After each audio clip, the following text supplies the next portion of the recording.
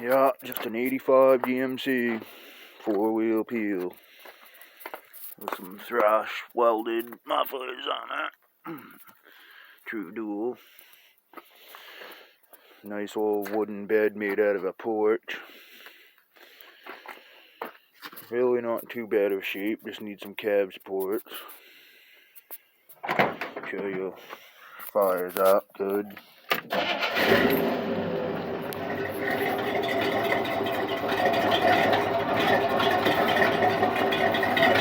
Sounds pretty good.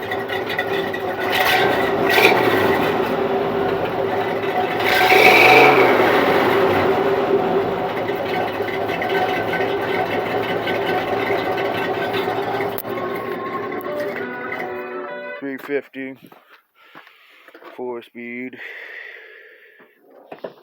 Pretty much all original. Used to be a dump truck.